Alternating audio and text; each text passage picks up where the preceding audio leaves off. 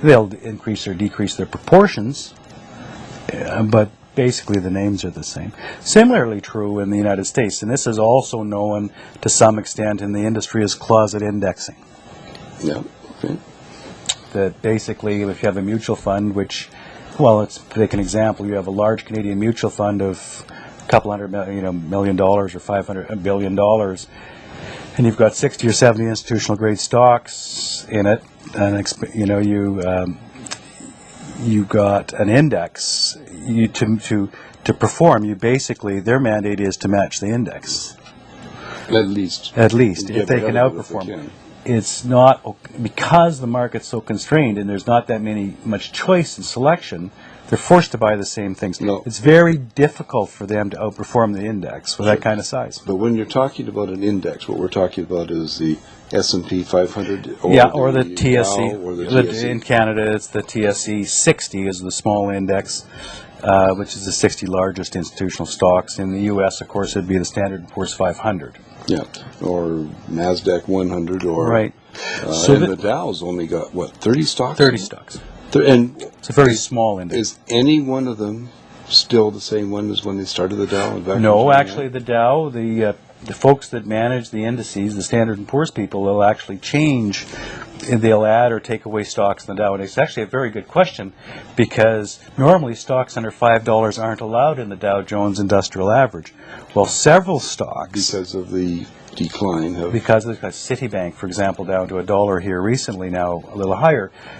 Are they going to take Citibank out of the index? So it's created this meltdown of the last year or so has created a real conniption for the index people. So let's get this straight, and I want to get this really straight, because the Dow Jones Index today has got sweet SFA to do with the Dow Jones of, say, 1950. All the stocks are different. They're all different. They're not that. So the index is just another fund, but it happens to be managed by the Standard & Poor's people. They create the index, and they'll replace stocks within the index. Studebaker's been taken out, and Packard's been taken out, and is General Motors still in? General Motors is it still in there? I can't remember. So an investment piece of advice: that following the Dow Jones, in particular, because there's so few stocks, doesn't mean that you're going to do whatever. If you bought all the stocks in the Dow Jones Index right now and then left them for 10 years and came back, they would not necessarily have done what the Dow Jones did, because the Dow Jones people would have taken out 4 or 5 or 6 stocks. Yeah, the index is not a static sort of thing. So the indices are always changing. So I think more importantly, though, for most people, you can't eat the Dow Jones Index. That's correct. So, and this goes to the issue of how we manage portfolios. We're not really concerned about how the Dow does. It's what you need to have for you, right, in terms of a stock. I mean, do you buy... Everybody's needs are different. Do you want an income stock, or do you want one that's got growth, or do you want a combination? Exactly. Do you want a portfolio that generates some income and some capital growth? Do you want purely income or purely growth or whatever? So the issue of customization for you... And I think that's lost with a lot of the index investing and mutual fund investing, is because you get away from the customization, whether it's simply for investment requirements and goals or whether it's a tax issue. A lot of these funds, indices included, have they constrain your tax flexibility.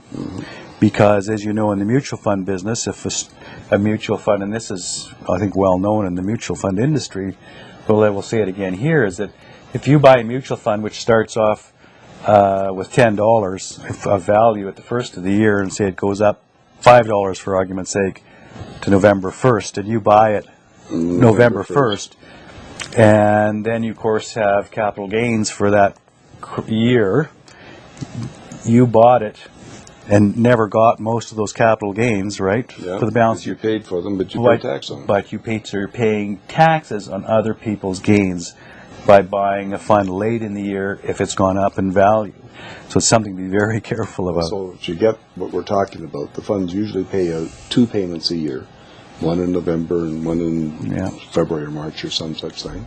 And if the fund's done all this at that point and you buy it here, the next week you get credited with all these dividends and capital gains, internal capital gains, everything distributions, and you're nailed. You're paying tax and stuff you didn't have to pay tax. You're paying taxes on other people's gains. Yeah. So again, it leads to the issue of customization of owning individual stocks and bonds designed specifically for you.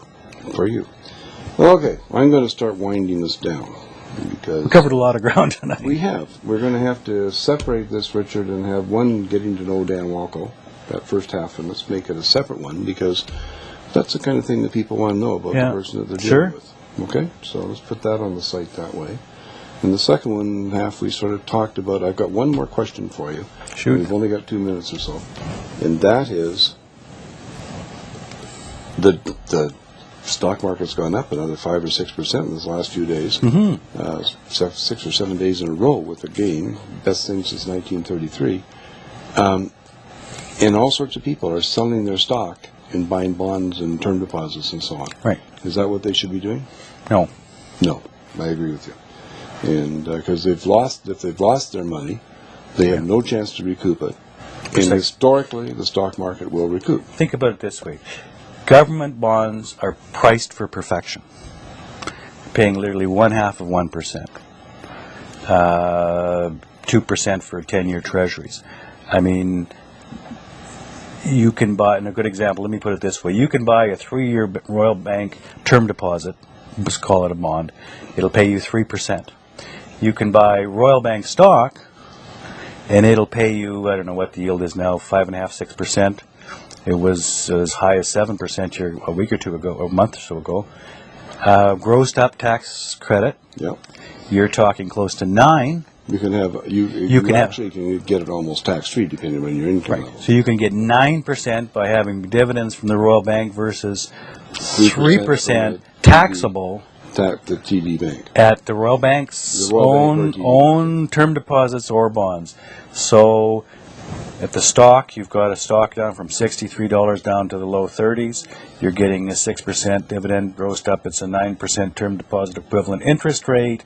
You've got the ability for that dividend to grow over time and potential capitalization as the Royal Bank does its thing.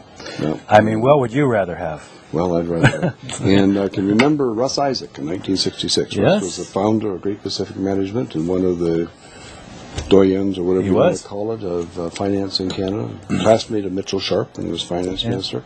And Russ told me back in 1966 that people who put their money in the bank and term deposits or GICs are stupid. They should buy bank stock.